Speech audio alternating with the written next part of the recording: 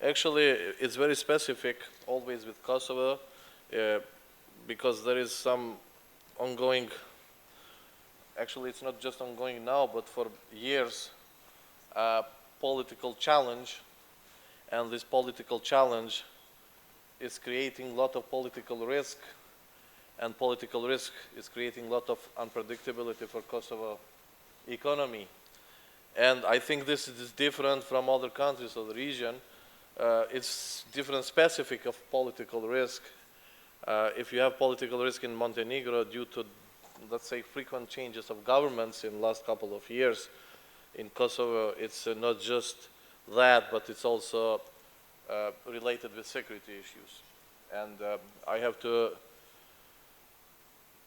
remind everyone here about latest developments and very negative impact in very short period of time, but we expect also a lot of negative impacts from latest developments in mid-term, let's say, period of time. If we are discussing about the main question here, do we hear each other?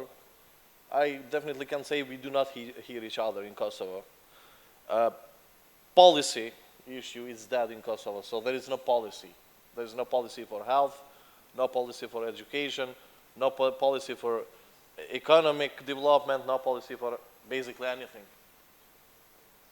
90% of the government or government officials is focused on some populism issues and some political issues related with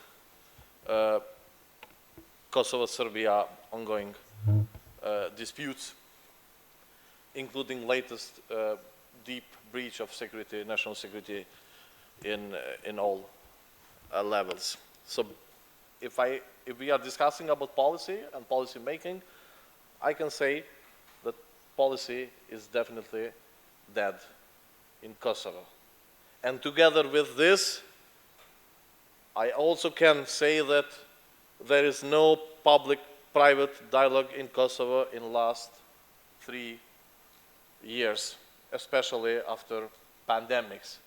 Also during pandemics, we were struggling to find common language for, different kind of issues, to trade off between, let's say, health issues and also economic and private sector issues.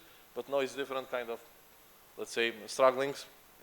And I can say that there is no current mechanism that would bring together private and public sector to discuss very important issues. Very important issues because if we are discussing in current context, we see a lot of challenges.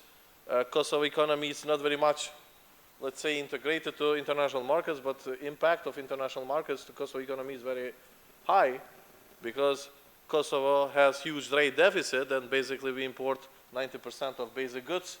And this, of course, impacted a lot life of citizens in Kosovo and supply chains, current supply chains of businesses. And with, let's say, very high level of inflation in one side and with lack of measures from government on the other side, situation got very difficult for everyone.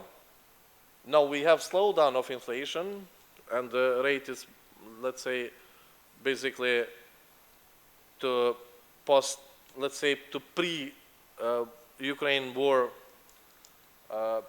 levels, but still prices are up. And right now we also face 2 more challenges. And those challenges are quite, let's say, problematic. The first one is lack of public investments. So around 700 million euros are out of the economy. So expected public investments for this year were around 800 million euros. Till now, government managed to implement just 100 million euros. So we have 700 million euros out of the economy, and with very unsustainable sources of the economy, like in Kosovo, because if you see from the other years, consumption was financed from diaspora, and some other part of the economy, let's say, was developed through, let's say, level or through cycles of public investments. We have diaspora, still very much important for Kosovo economy, but we do not have public investments. And lack of public investments, nominally is 700 million euros, but if you are taking an account multiplier effect, then we can consider that 3 billion euros are, let's say, out of the economy, and this is creating a lot of challenges, especially in terms of liquidity. So businesses are facing liquidity issues, and also in terms of some jobs. And second issue is related with labor force. I think that this is something that it will become more problematic. Kosovo is expecting visa liberalization on 1st of January, and the expectation is to have a new flow of people going from Kosovo, not maybe for long-term contracts, but at least for seasonal jobs in European countries. And not officially, but according to some estimations, just in last 5 years, 300,000 people left Kosovo, so this is becoming a problem in two elements. It's lack of labor force in some important sectors, including construction and trade sector, quite important for Kosovo economy, and also it's creating issues in terms of purchasing power, because we are a very small economy, 1.8 million officially, with new census. As I said, if we are taking into account this, let's say numbers, that 300,000 people left Kosovo, we will not have more than 1.5 million euros in new census. Most probably will be published next year. So I think that with lack of policies, with two, let's say, quite important structural problems in the economy, this year and next year most probably will be very difficult. If we are taking into account also that in last quarter, actually second quarter of this year, we had decrease in FDIs and decrease in exports, I expect very bad economic year for Kosovo in terms of numbers, but also in terms of real effects in real economy, because it's not just a matter of how much do you have growth, but also it's very important to see what would be the real impact in jobs, in investments, and also in potential and future economic developments.